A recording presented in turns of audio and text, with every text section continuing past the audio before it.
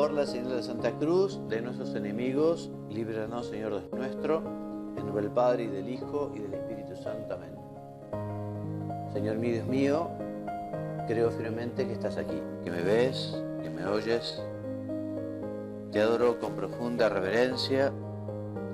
Te pido perdón de mis pecados y gracia para hacer con fruto este rato de oración.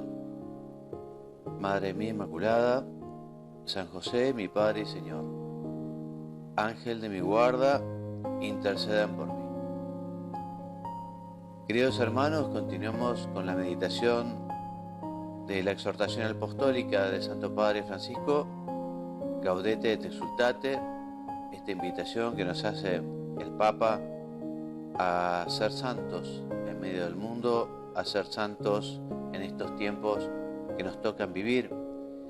Y la meditación pasada finalizábamos con la oración, la meditación sobre sus enseñanzas, sobre las bienaventuranzas. Y ya llegamos hoy al número 98, que les leía también la semana pasada, que es un número, es un texto, es una idea fuerte, ¿no? que pega.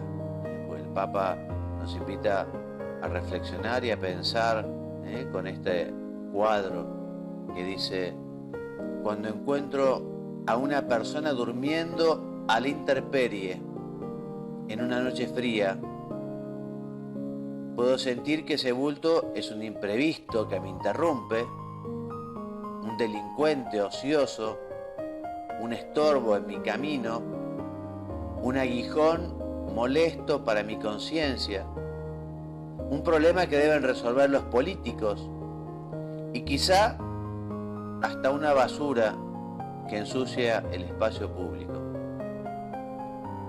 O puedo reaccionar desde la fe y la caridad y reconocer en él a un ser humano con mi misma dignidad, a una criatura infinitamente amada por el Padre, a una imagen de Dios, a un hermano redimido por Jesucristo.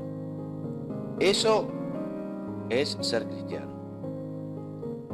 ¿O acaso puede entenderse la santidad al margen de este reconocimiento vivo de la dignidad de todo ser humano?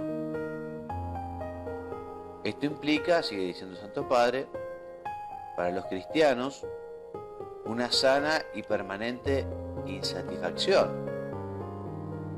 Aunque aliviar a una sola persona ya justificaría todos los esfuerzos, eso no nos basta.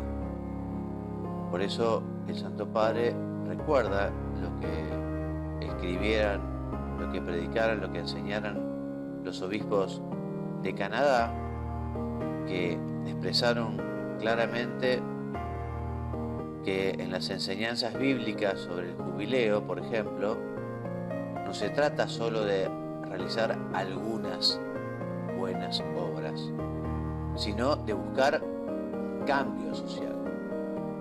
Y textualmente decían: para que las generaciones posteriores también fueran liberadas, claramente el objetivo debía ser la restauración de sistemas sociales y económicos justos, para que ya no pudiera haber exclusión. Bueno, en esta meditación le pedimos al Señor entonces, por un lado, que nos dé un corazón misericordioso para tener esa capacidad de acercarnos al que sufre, al que necesita, de vencer el miedo o vencer la esperanza, o complicarnos un poco, no ser egoístas con nuestro tiempo y acercarnos a los que la necesitan. Y es muy factible que no esté dentro de nuestro alcance el conseguir un verdadero cambio social, ¿no? Un cambio cultural, un cambio económico. Pero bueno, por lo menos vamos a rezar por ello. Y si alguno tiene vocación política o para estar en ámbitos de la economía o las cuestiones sociales, bueno, vamos a pedirle que realmente lo que lo mueva sea el bien común y busque efectivamente que el país crezca, que los más necesitados también alcancen esas necesidades que tienen que cubrir, que los que tienen mayores posibilidades colaboren con los que tienen menos, en fin. Y así terminamos este título y comenzamos uno nuevo que dice: las ideologías que mutilan el corazón del Evangelio. Y el número 100, el Papa Francisco escribe que lamenta que a veces las ideologías lleven a dos errores. Concretamente, uno de esos errores es que los cristianos que separan las exigencias del Evangelio de su relación personal con el Señor, de la unión con Él, de la gracia. Y así se convierte al cristianismo en una especie de ONG, dice el Papa, quitándole esa mística luminosa que también vivieron y manifestaron San Francisco de Asís, San Vicente de Paúl, Santa Teresa de Calcuta y muchos otros. A estos grandes santos, ni la oración, ni el amor de Dios, ni la lectura del Evangelio les disminuyeron la pasión o la eficacia de su entrega al prójimo, sino todo lo contrario. También es el otro error, dice el Papa, que es nocivo y que es ideológico, este error de quienes viven sospechando del compromiso social de los demás, considerándolo como algo superficial, mundano, secularista, inmanentista, comunista, populista, dice el Papa. O lo relativizan como si hubiera otras cosas más importantes o como si solo interesara una determinada ética o una razón que ellos defiendan. Y da un ejemplo, dice: la defensa del inocente que no ha nacido, por ejemplo, debe ser clara y firme y apasionada, porque allí está en juego la dignidad de la vida humana, siempre sagrada, y lo exige el amor a cada persona más allá de su desarrollo. Pero, también nos dice el Papa, igualmente sagrada es la vida de los pobres que ya han nacido y que se debaten en la miseria, el abandono, la postergación, la trata de personas, la eutanasia encubierta en los enfermos y ancianos privados de atención, estas nuevas formas de esclavitud. Por eso no podemos plantearnos un ideal de santidad que ignore la injusticia de este mundo donde unos festejan y gastan alegremente y reducen su vida a las novedades del consumo, solo miran desde afuera mientras su vida pasa y se acaba miserablemente. Suele escucharse que frente al relativismo y a los límites del mundo actual sería un asunto menor la situación de los migrantes, por ejemplo. Algunos católicos afirman que es un tema secundario al lado de los temas serios, lo dice entre comillas, ¿no?, de la bioética. Que diga algo así un político preocupado por sus éxitos, dice el Papa, son palabras fuertes, se puede comprender, pero no un cristiano, a quien solo le cabe la actitud de ponerse en los zapatos de ese hermano que arriesga su vida para dar un futuro a sus hijos. Entonces, nos pregunta el Santo Padre, ¿podemos reconocer que es precisamente eso lo que nos reclama Jesucristo cuando nos dice que al mismo lo recibimos en cada forastero? San Benito lo había asumido sin vuelta y aunque eso pudiera complicar la vida de los monjes, estableció que a todos los huéspedes que se presentaran en el monasterio se los acogiera como a Cristo. expresándolo aún con gestos de adoración, y que a los pobres y peregrinos se los tratara con el máximo cuidado y solicitud. Algo semejante plantea el Antiguo Testamento cuando dice: no maltratarás ni oprimirás al inmigrante, pues emigrantes fuisteis vosotros en la tierra de Egipto.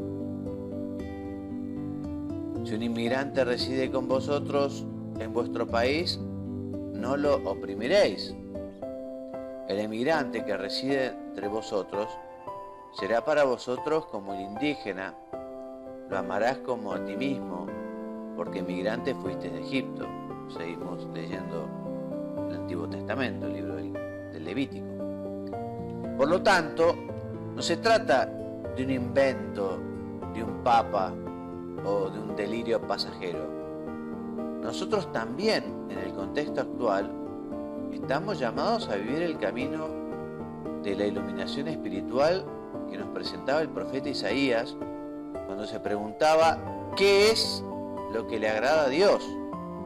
Y dice el profeta: partir tu pan con el hambriento, hospedar a los pobres sin techo, cubrir a quien ves desnudo, no desatender de los suyos, entonces surgirá tu luz como la aurora.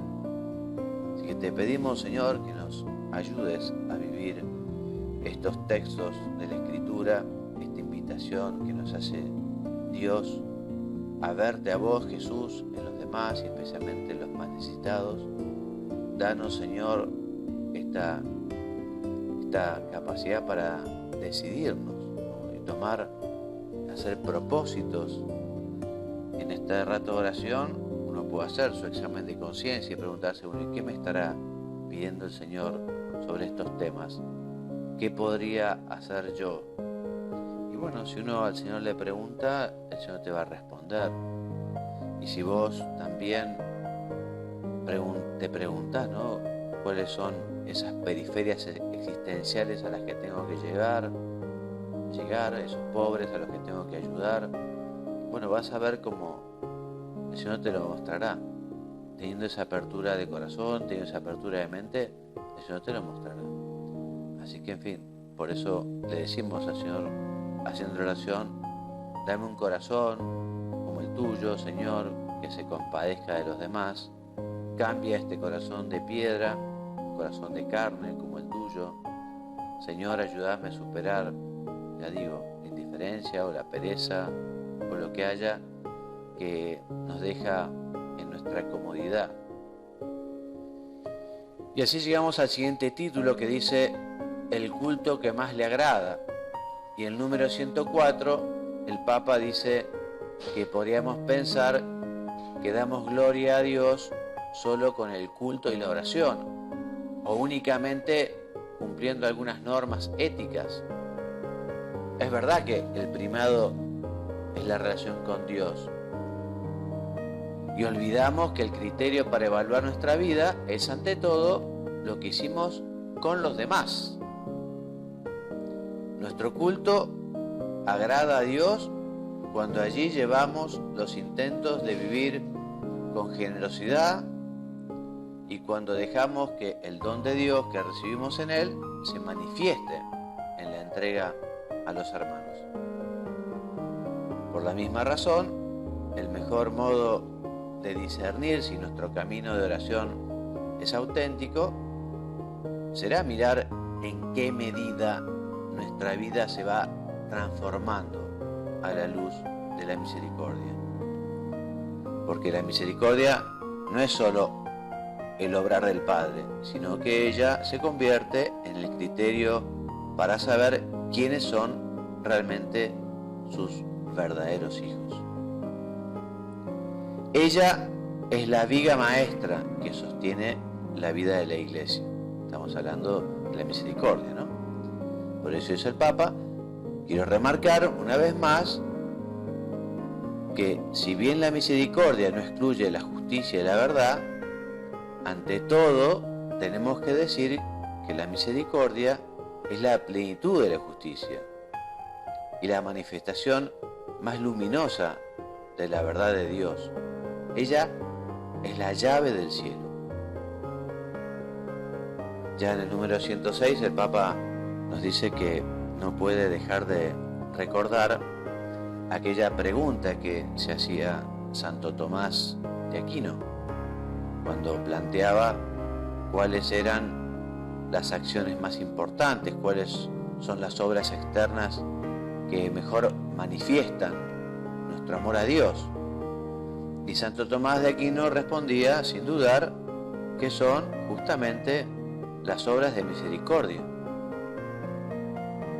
No adoramos a Dios, dice textual, con sacrificios y dones exteriores por Él mismo, sino por nosotros y por el prójimo. Él, Dios, no necesita nuestros sacrificios, pero quiere que se los ofrezcamos por nuestra devoción y para la utilidad del prójimo.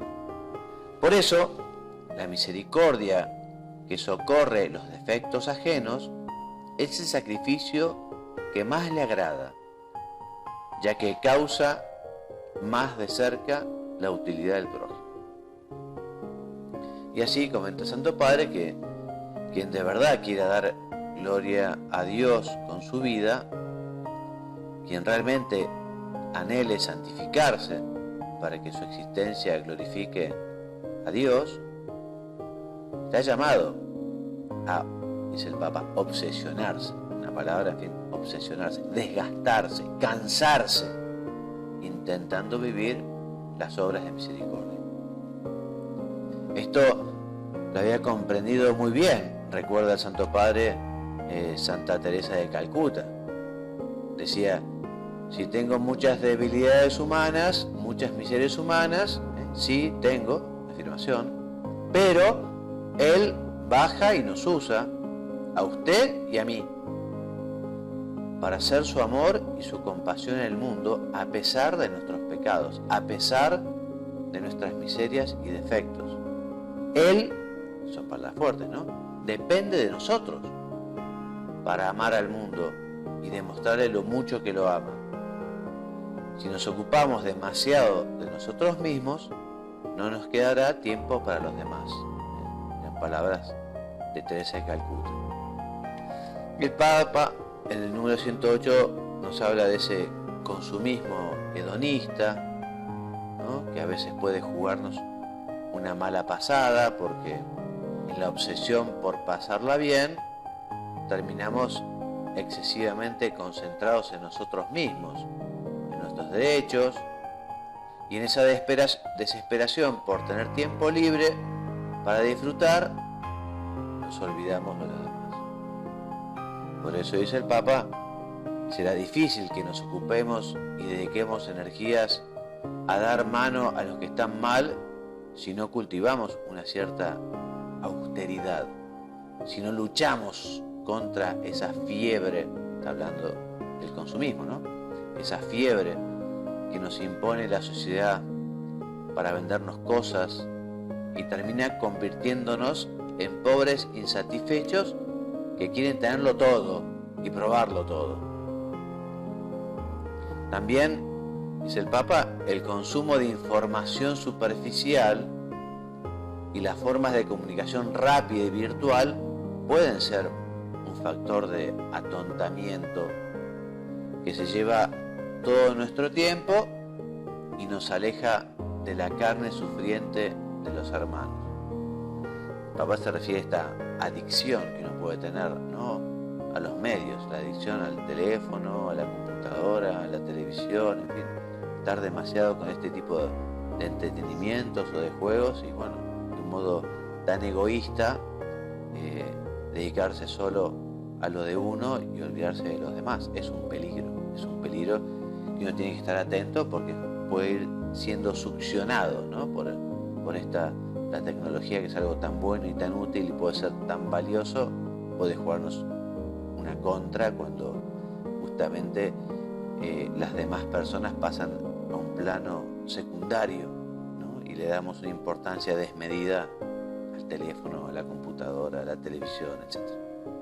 Por eso es el Papa que en medio de esta vorágine actual el Evangelio vuelve a resonar para ofrecernos una vida diferente, más sana y más feliz.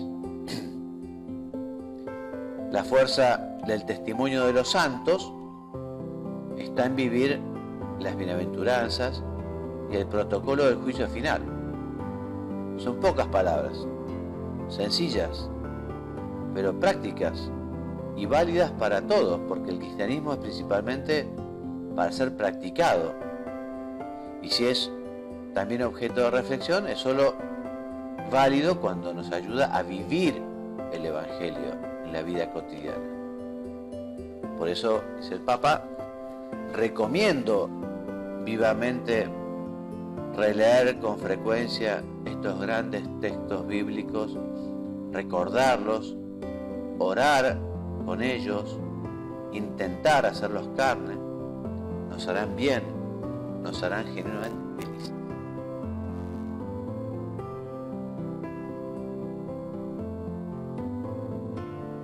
Y puede ser un buen propósito meditar bienaventuranzas, estudiarlas y ver, bueno, qué me quiere decir el Espíritu Santo. Propone este camino de santidad y nosotros tenemos que aprovecharlo porque realmente es el mismo Cristo que nos habla al corazón. Y así comenzamos con el capítulo 4, que se titula Algunas notas de la santidad en el mundo actual. Entendiendo por notas algunas características, ¿no? Y el Papa ya en el número 110 dice que dentro del gran marco de la santidad que nos proponen las bienaventuranzas, quisiera recoger algunas notas o expresiones espirituales que a mi juicio no deben faltar para entender el estilo de vida al que el Señor nos llama. Y explica. No me detendré a explicar los medios de santificación que ya conocemos y que son importantes, ¿no? Y que también puede ser un tema para la meditación. El Papa no los va a tratar ahora, pero son temas importantes. Por ejemplo, él cita, enumera los distintos métodos de oración, los preciosos sacramentos de la Eucaristía y la reconciliación, la ofrenda de sacrificios, las diversas formas de devoción, la dirección espiritual, en fin, y tantos otros. Solo me referiré, dice el Papa, a algunos aspectos del llamado a la santidad que espero resuenen de modo especial. Estas notas que quiero destacar no son todas las que pueden conformar un modelo de santidad, pero son 5 grandes manifestaciones del amor a Dios y al prójimo que considero de particular importancia debido a algunos riesgos y límites de la cultura de hoy.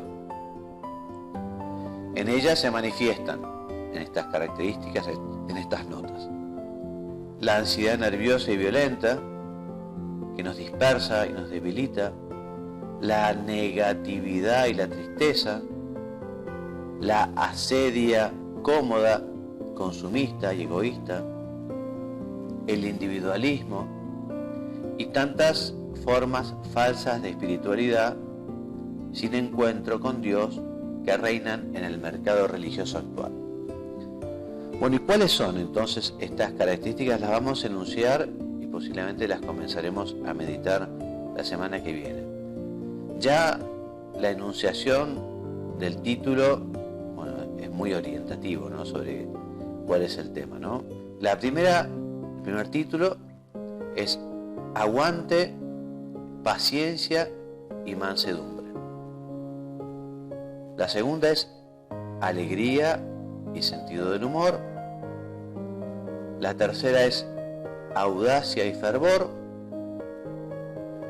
La cuarta, en comunidad, o sea, no individualmente, no aislados, en comunidad. Y por último, en oración constante. Y así termina el 4º capítulo y comienza el 5º, que es combate, vigilancia y discernimiento. Vamos a dejar aquí entonces, dándole gracias al Señor por esta exhortación que nos escribió el Santo Padre, pidiéndole al Señor que nos dé esos deseos de santidad, que realmente nos lo propongamos. Evidentemente, en nosotros siempre hay respuesta porque es Dios el que nos da esos deseos y nos da esas ganas, ¿no? Pero tenemos que hacer también nuestra parte, así como Jesús cuando multiplica los panes y los pescados, primero preguntó, bueno, ¿cuántos panes y pescados hay?, ¿no? Y así como Jesús también muchas veces antes de hacer un milagro, primero pide una demostración de fe. Y a veces cuando no existe esa demostración de fe, como le pasó cuando estuvo en su pueblo natal, que viendo que no tenían fe, no pudo hacer allí muchos milagros, ¿no? Por eso, terminando esta meditación, le pedimos al Señor, dame la gracia, dame la fe de hacer lo que a mí me toca. No caer en el neopelagianismo de pensar que a uno le toca todo, porque eso no es así.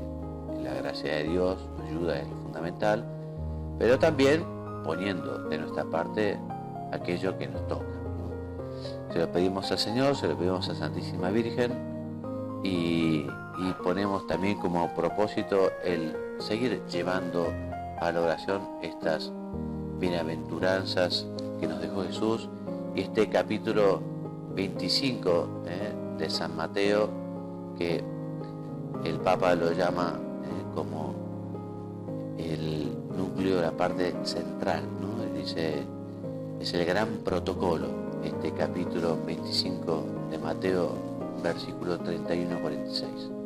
Terminamos entonces con nuestra oración que dice: te doy gracias, Dios mío, por los buenos propósitos, afectos e inspiraciones que me has comunicado en esta meditación. Te pido ayuda para ponerlos por obra. Madre mía Inmaculada, San José, mi Padre y Señor, Ángel de mi guarda, intercedan por mí. En el nombre del Padre, y del Hijo, y del Espíritu Santo.